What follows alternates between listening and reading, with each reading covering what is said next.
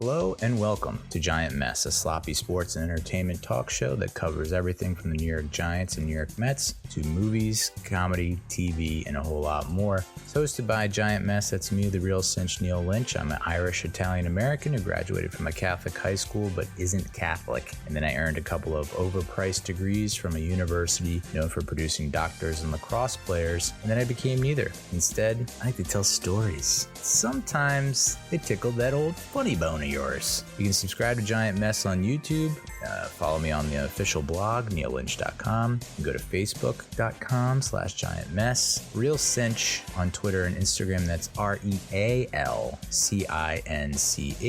And if you're currently listening to this podcast and you don't like the platform that you're listening to, you can go to another one and I'd still be on it. On this bonus episode of Giant Mess, we're going to talk a little bit about the Giants preseason game versus the New England Patriots and what the team needs to do in order to be competitive this year. Looking at you, Kenny Golladay, and I'm looking at you, Aaron Robinson, and I might not be looking at both of you very soon. I'll also give my thoughts on Uncharted on Netflix with Tom Holland and Mark Wahlberg. Also, Everything, Everywhere, All at Once. One hell of a sci-fi family drama action thriller comedy. All of my favorite genres mashed into one. A nice little surprise movie on a Sunday night, The Black Phone on Peacock. I guess we're going to finish up with whatever the hell Westworld Season 4 finale was. You want answers? Get in line, pal. Pick a number. So with that, let's get it started. Yeah.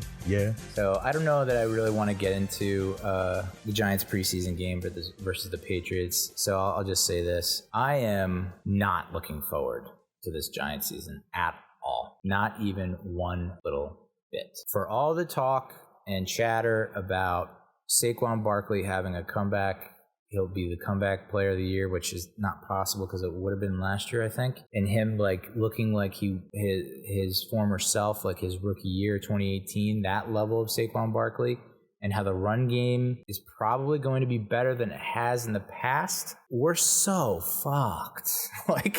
like, okay. The offense looked okay against the Patriots' second team. Wasn't their first team. They only got a field goal. So it's like, I mean, Kenny Golladay, I cannot believe he's still on the team. And I know, like, everyone's been talking about how if you're going to talk shit about Golladay, you got to talk shit about DJ. You got to give him the criticism as well. And it's like, I've heard plenty about how Daniel Jones looks awful in training camp. And so odds are, he's not going to be the guy that's winning you a lot of games. If anything, you just hope that he doesn't lose the game for you. That's kind of where he's at now. It's like, hopefully the run game holds up and it does well enough to open up play action, and then, we can go from there, and maybe he doesn't turn the ball over. I don't know.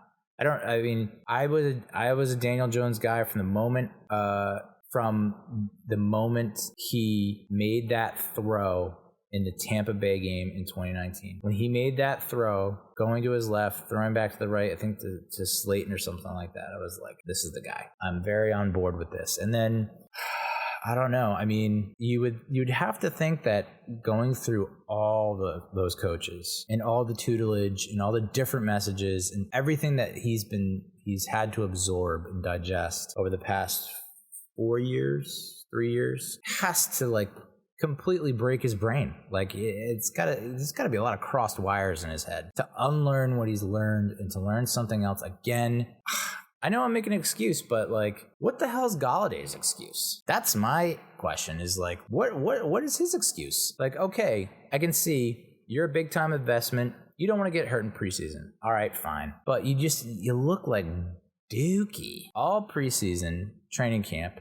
There was that one video that went viral where it's, at FanFest and Jones drops back, 3 or 5 step drop, and Galladay's literally doing like a hitch or some comeback or something, and he doesn't come back enough to the ball. Jones throws it way on the outside shoulder, 3 or 4 yards off target, and it's like, who's to blame? Is it Daniel Jones? Is it Kenny Golladay? This is a microcosm of everything that's gone wrong, blah, blah, blah. It's like, oh, shit, okay, we're kind of overreacting here. But then you watch Golladay in the preseason game, and you're like, okay, you didn't go for that deep ball. You dropped a pass on a crucial third down. You just don't look like you want to be on the team or whatever. It's just like not there.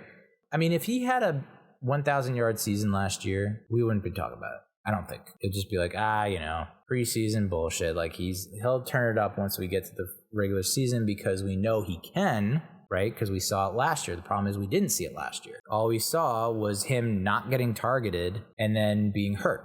And it's like, so we thought, okay, new regime, new OC, new passing strategy, new offensive game plan, not injured, we don't think. We should see an improvement, and we really haven't. So I propose that we trade him. We try to trade for Roquan Smith, knowing that, I mean, it's very far-fetched, but it's it was top of mind for me because it's like Roquan Smith had just requested a trade from the Bears. I don't even know his salary situation. I know that the Giants' salary situation smells, and we don't have any room to move or maneuver. And odds are, if we do trade Golladay anywhere, someone would want us to pick up part of his salary because it's like he's overpaid for sure. Like there's the, I think he's the highest paid, or he was the highest paid receiver last year. And then, again, this year, he's in the top 5 or top 10 at least. But I'm at the point where I'm like, I kind of want you off my team. I'm not exactly at the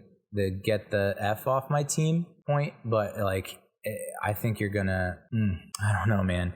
And part of me is also like, well, how much do you really want to show in the preseason? But I mean, from all indications, everyone, I mean, I follow the Entertainer, Talking Giants, beat reporters, and they're all pretty much on the same page that the Giants offense looks like crap, especially Daniel Jones, especially Kenny Golladay. So I don't know how much of that is smoke and mirrors or how much of that is reality, but right now perception is reality, and the perception is that the Giants are gonna it's gonna be rough. It is almost unfathomable to me that it can be rougher than it was last year when we had Jason effing Garrett as our OC, who called four hooks or hitches almost every passing play. Like the most uncreative bullshit you could ever imagine. And like we're not better than that. Didn't we get better on the O-line? What is going on? We'll see in this next preseason game how things turn out. But it's like even the defense, I think we were hoping that given the offense's struggles in training camp going against the defense, you think, oh, well, maybe it's just our defense is so good.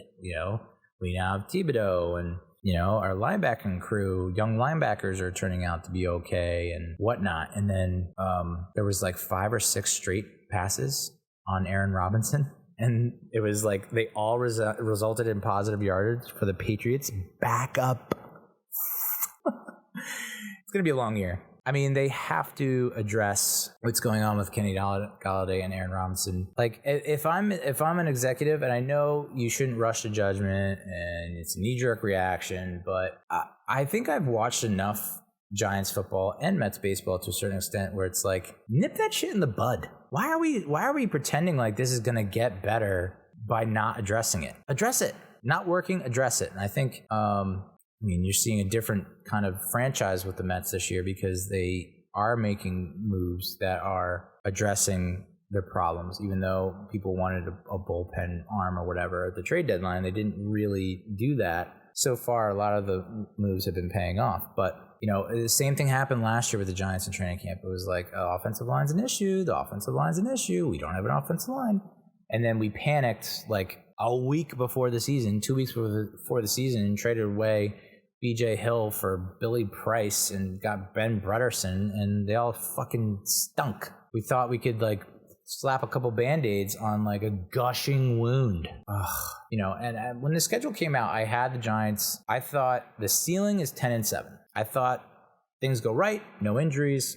I think we could squeak out 10 wins looking at the schedule. And then I think the line is set over under for the total wins line is 7.5, and I bet the over before training camp happened. It's like I smashed the under, dude. People are giving their predictions, and everyone's like, "Well, it'd be tough to be worse than 4-13 like we were last year, and with all the shenanigans that Joe Judge was putting us through." Well, judging by the reactions of what's going on in training camp, doesn't sound too great. I mean, what did they say when Judge's first year? They were like, it's going to take. A lot of the pundits and experts were saying it's going to take like half the season for the team to gel and for the team to really click and be on the same page and chemistry and all that crap.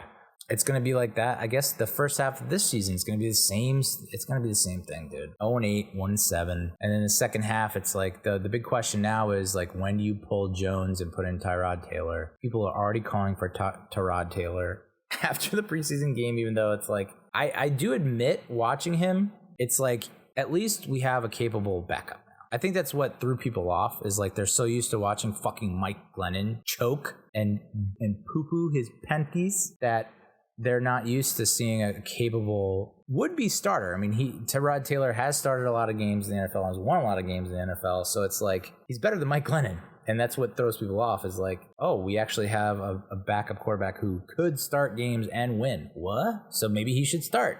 So it's a question of like, okay, well, when are they going to pull Daniel Jones? And it's not a question of if, but when. And do you think it's going to be after the first 4 games or the first 8 games? It's like, I'm not a betting. I say I'm not a betting man, but I still bet and I still lose. So I would be hard pressed to find Daniel Jones starting all 16 games. I think it's almost a given that he's going to miss a couple games, whether it's by injury or whatnot or whatever. And you're going to see Tyrod Taylor start a couple games. I think that's easy money. The Bears, like, the receiving corps died. The whole unit just passed away, RIP. And so they need receivers. And so Golladay, despite what's happened the past 2 seasons, maybe 3, where he's been plagued with injuries, hasn't really produced what he's used to, accustomed to, would they still, like, if they're not willing to pay for Roquan Smith, do you think they're going to pay for Kenny Golladay? Probably not. Can we sweeten the deal by giving them draft picks? Chicago's probably sore about all the draft trade that we did, where we ended up with, Thibodeau and Evan Neal. So I don't know. It's, odds are it doesn't happen, but it would be kind of sweet. But linebackers, I don't think the biggest issue. I mean, it's not. It's the secondary. Aaron Robinson is not a starting quarterback. He's just not. I mean, Adoree Jackson might not have to see a single pass this year. Why would you? Why, if you're an opposing offense, just throw at Robinson all the time. I mean, New England did that, and they scored easily. It was pass interference. It was illegal contact. It was holding. It was, the guy just could not stop. I don't even know who the receiver was. Some dude from Baylor. I think it was a rookie maybe, but we're in trouble. We're in big time trouble. I guess I saw a stat that like Wink Martindale dialed up like an insane amount of blitzes in preseason game number 1.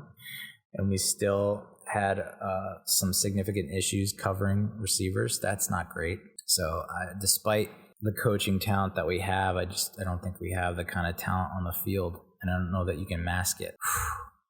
Man, God damn. Hopefully they make some moves. Like I said, I watched Uncharted on Netflix, and I don't know that I had like super high expectations for it. I never played the video game. I know that I gave a rating of like 2.5 out of 5 maps on Twitter, and someone was like, if you're gonna watch a video game adaptation, you should watch Sonic 2. And I'm like, okay, cool. All right. I just wanted to watch like a cool movie. And I had to pick a video game adaptation. I had to you can only pick one. Choose wisely. Tom Holland and Mark Wahlberg. I don't even know who the other chick was. She was cool though. Pretty decent sequences, I guess. I mean, we go back to like CGI versus practical effects. The opening scene where he's trying to make his way, he wakes up and he's like hanging off of a box that's hanging out of a plane, cargo plane, trying to climb his way back up to the plane. It's just like, you're in a studio and that's a green screen. Like, I'm not really invested in this at all because I just know like that's what's going on. I don't know. Just felt like I don't know if they cut corners or whatnot, but it just kind of takes you out of it. It's like, I don't know. Tom Holland, though, what the fudge, dude? Good God. He's a small guy, right? Everyone calls him a small king because I guess he's smaller and shorter than his girlfriend and co-star, Spider-Man co-star Zendaya. But he's just like casually doing like the easiest pull-ups in the world. Pull-ups into like a push-up. Like, I'm going to pull myself up and then push myself up and then come down. And it's just like, I can't even do one push-up, dude. What? How's it? Like, is it? What? And as small as he is, he could just pulverize me. There was some decent chemistry between Wahlberg and Holland. I feel like maybe they just needed more time together. But it definitely felt a little off in the first quarter half of the movie. It was just like, it wasn't there. And then towards the end, it was like, all right, I could see this kind of working. Another small king, Mark Wahlberg, had some, it was like, I don't know, I guess if you're not familiar with the video game, it's like Indiana Jones meets National Treasure. Interesting, like, lines of ethics, like ethical lines and morals and stuff like that. Like, okay, Tom Holland's a bartender, but he's not above like stealing rich bitch's necklace or bracelet. But then he's not okay with, it was just like, it felt a little all over the place. I guess it did, I don't know what it did at the box office. I don't think it did that great. So I don't know if you'd get a sequel. The final action scene is pretty baller. That was pretty cool. I've never seen anything like that. It's like, I think that's what the MO is for a lot of these studios and distributors. Are like, okay, so the dialogue sucks and the plot sucks, but if we could just get this to happen, I'm pretty sure none of us have seen this before, and audiences will at least be intrigued. But again, it's like not so bad that I had to turn it off, you know? But then the last two movies that I saw, Everything Everywhere All at Once, was so good. And my knee-jerk reaction there was, this is what Doctor Strange in the Multiverse of Madness should have been. And maybe if not should have been, it's like better than. So I would say it's better than Doctor Strange in the Multiverse of Madness. Chinese family owns a laundromat. Apparently, they're not too familiar with like tax codes or taxes or anything like that. So maybe they're involuntarily, mistakenly avoiding taxes, or they haven't paid their taxes for whatever reason. And like the IRS is up their ass about it. And so they're going to like repossess the laundromat. The husband, who, I know this is going to sound racist, but looks in certain lights, certain angles, looks like Jackie Chan. And I was like, there's no way that's him because that doesn't sound like him. But then he did some cool moves, like on the security camera. And I was like, whoa, no way. Jackie Chan's got to be like 70 some odd years old, right? So maybe it's his son, but no, it wasn't.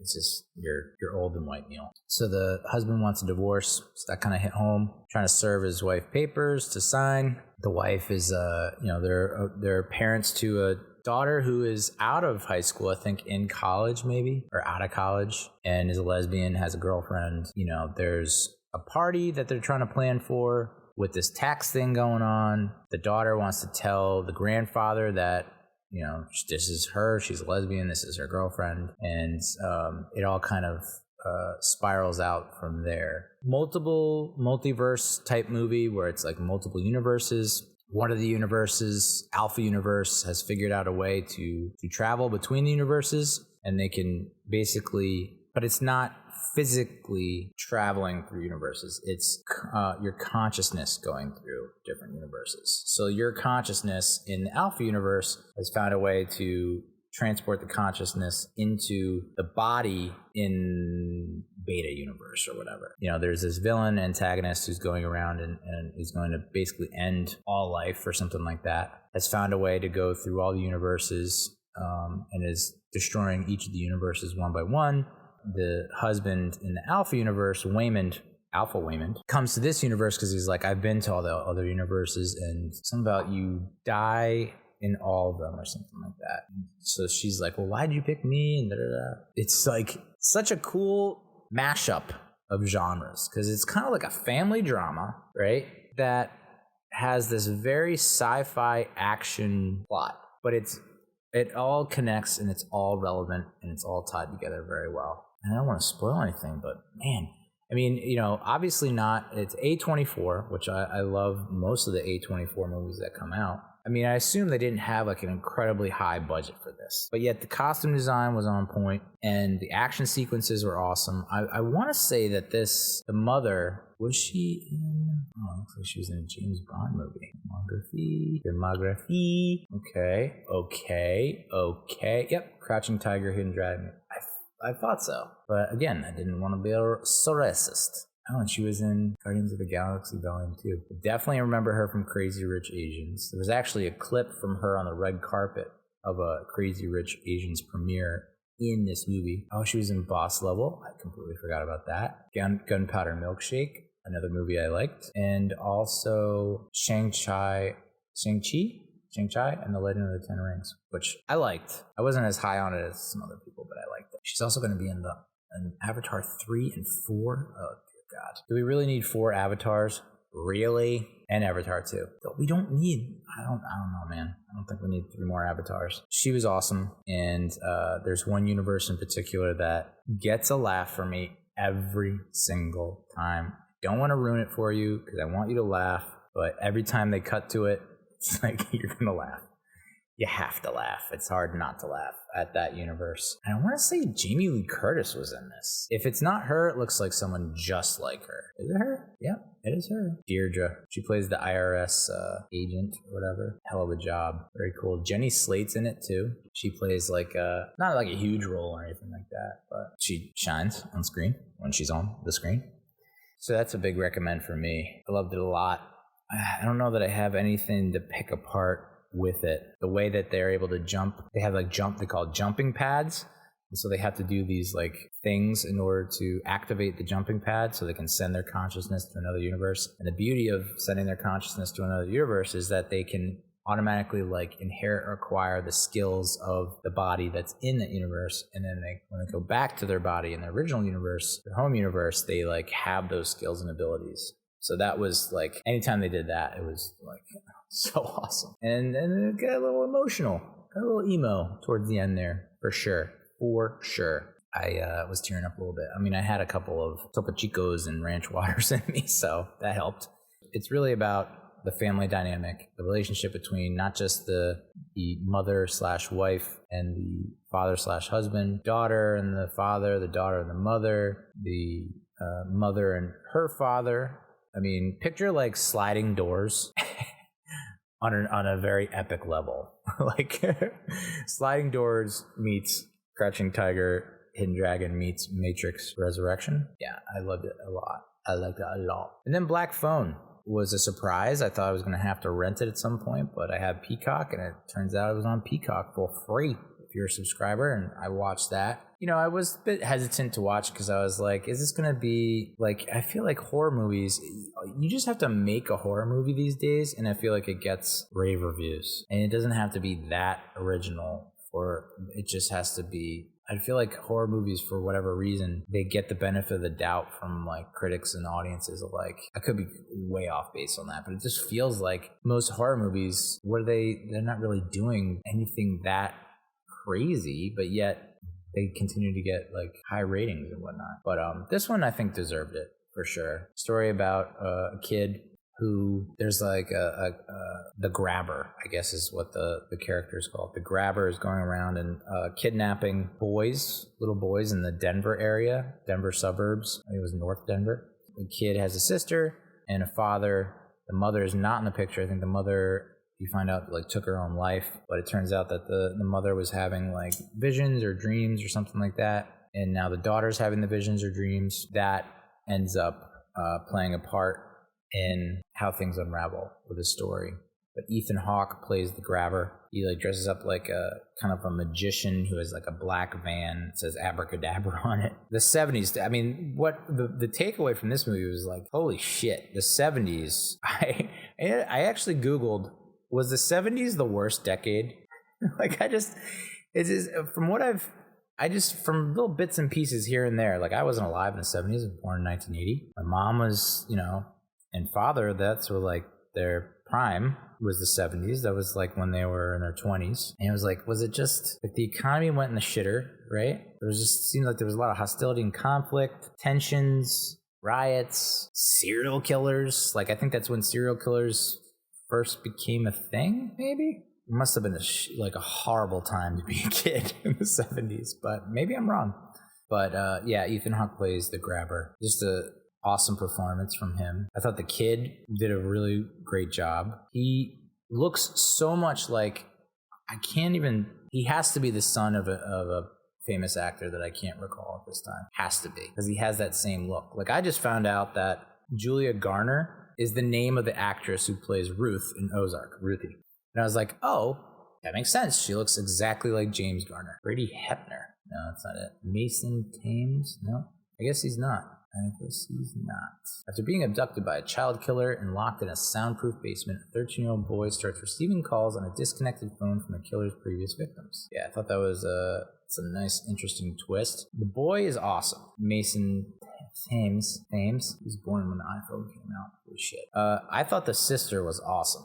I think the sister gave an unreal performance. So good. Madeline McGraw as Gwen. She was super cool. There was a moment where I was like, I got a little thrown off. And it was like after, I guess, is he a Mexican kid or Spanish kid, Hispanic kid? He ends up beating up a bully at school. The main character, Finney, is getting picked on in the bathroom. He comes in, and I thought that exchange was interesting. I thought it was going to lead to something, go down a whole nother route, because they were kind of hinting at, through that opening scene with the baseball scene with the CGI baseball, which was just out of control. They were hinting at, like, okay, this kid is like trying to impress this one girl, and I can't really get her attention, but then he has this moment with the hitter after the handshake line, and now he has this moment with this other kid, the badass who beat up the bully, in the bathroom. And I was like, oh, is he gonna be gay? I don't know. I'm at the point now where I'm just expecting, like, okay, that's like the new thing where it's like, okay, one of y'all's got to be gay. we're in that stage of like movie making where it's like, which one of y'all's gay? I know one of y'all's gay. And again, not that it matters, but it's just like my radar, my antenna are up now, because it's like that's kind of like what I guess has to happen. But no, that was not the case. The one kid at the end, though, I was like, so he gets this Finney character. He ends up getting abducted and kidnapped and thrown in the basement. There's this black phone. Apparently, the grabber, Ethan Hawke's character, can't hear it, or says it doesn't work. But Finney's able to hear all these other kids that have been abducted and killed. I was kind of hoping that they weren't killed, and that it was just like they were somehow in some other room, but that was not the case. Spoiler alert, sorry. One of the kids that was abducted and killed was like not a kid. So you have, and this is again goes to like towards suspending your disbelief and plausibility and all that. Like the badass who beat up the bully was huge. Okay, I want to say like not exactly Ethan Hawke's size, and I guess that's where I'm like, I failed to make the connection. Is like, okay, he beat up a bully, but that bully was like 14, like not fully mature, not fully developed. Like you see Ethan Hawke when he's sitting in the chair with the mask on and his shirt off, and it's just like, he's got some pecs, dude. Like he's got some pecs. So Ethan Hawke, like, yeah, that's a full grown man. Like he knows how to handle himself. Versus like, okay, this is a big goof bully who like probably hasn't lifted a weight in his life, but it's just like big and dumb and whatever. So okay, I get it. But still, this kid, the Hispanic kid, beat the shit out of the bully. So it's like, you think he would have a fighting chance, pun intended. But this other kid was not a kid. Like full on Billy from Stranger Things. Like everyone says you're a junior or senior in high school, but you're like out of college. Like you're you're 7th year senior. Had that same kind of vibe as Billy from Stranger Things. Vance Hopper, I think his name was in the movie. And I was like, that guy didn't survive? And then you have this motherfucker, Finney, who's getting his ass whooped every other scene and has to get saved by his younger sister, Gwen, who is a badass. Like, came in guns firing to break up a fight that the bullies had with Finney. Took a rock to a kid's head, spoiler alert. Good movie. I don't know if I'd say great movie, but I do like how things came together at the end. Pretty decent ending. I can't mention too much without spoiling it, but like, I will say this. How does character A, even with all that's going on, how does character A not know about character B? And that's all I'll say. Because I don't want to spoil it, but like, come on, dude. I understand there's a lot going on, but come on, dude. And then I'll end with Westworld, season 4 finale. And I gotta say, I think I'm out on Westworld. I think I am. Season 1 was just so good, and I think season 2 was good, and then season 3 was kind of like meh. But then it ended on a note where it's like, whoa, what the fudge? And so I was like, all right, I'm now reinvested and excited and pumped for season 4. And then season 4 did such a mind fuck on me that I think I'm just out. I can't grasp what's going on. And I know that's probably the point, to make you question reality and make you question what's real. And like, is this the real world? Is this the fake world? Is this the all world? But like, I think it's just too much.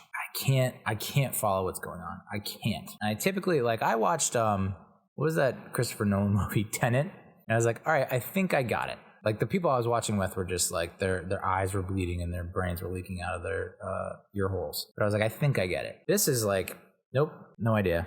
So that happened. I don't think I'm spoiling it, because I don't think me relaying what happened is going to spoil it, because it's not going to make sense to you. It doesn't make sense to me. It doesn't make sense to anyone. Let's get back to brass tacks. Okay, artificial intelligence. We're in the future. It is advanced to the point where mankind has been able to create robots that look and act just like humans. And we've programmed these robots to perform in a certain way for an amusement park. Much like a video game, there are like these non-player characters, NPCs, who go in loops, you know? They have the same thing that they do every day, and that's like their thing. And sometimes they might deviate from the loop, but ultimately they get back to the loop. It's not like, you know, and they're being monitored and whatnot. And so eventually the robots are like become sentient, I guess, self-aware. And they're like, fuck this noise. This is like a prison. We're slaves. I don't want to do this loop anymore. I want to have my own story. So they rebel, they revolt. Great. So far, so good. I get it. And you learn that the amusement park has been collecting data, because there was all, you know, that's like what was hot in the streets was like privacy, data collection, you know, without consumers knowing, and like all the data that is collected on us and that's being used against us or for us or whatever to sell us things. And so that's the main purpose of the park, is the amusement park, is to sell this data, to use this data for you know, to monetize. It's like, okay, so far so good. I don't know what season 3 was. Rehoboam, there's like a big sphere thing, and it has been able to predict people's paths with like 99% accuracy. And that's where Jesse from Breaking Bad comes in. That's where I started to get lost. And in season 4, I'm wandering the streets naked, because I can't even describe what's going on. I know that Jesse from Breaking Bad, at one point, Dolores and Jesse from Breaking Bad were like working together, but then Thandwe Newton, her character, was trying to prevent them from destroying Rehoboam, because it was somehow controlling people. And so then Jesse from Breaking Bad turned on Dolores and like took her out, but then so that was tough to like. I needed a bigger recap from season 3 to get season 4 going. But the biggest major twist in season 4 is where I think, like, normally a twist reinvigorates you, and you're like, okay, hell yeah, didn't see that coming. Very interested to see how they take this. Wow, or oh, that makes sense, and blah blah. The season 4 twist, followed by what ensues after the season 4 twist, the big twist, is just like, I think I was still into it at that point. Like, there was that point where it's like, okay, that's the twist. Interesting twist. Let's see where they go from here. Kind of crazy, because I don't, like, okay, I think I was still into it. I think I was still into it because I was like, oh shit, okay, they're going to get her, and then they're going to come back, and then they're going to take care of that, and then it's like, da-da-da. But now it's become Christine.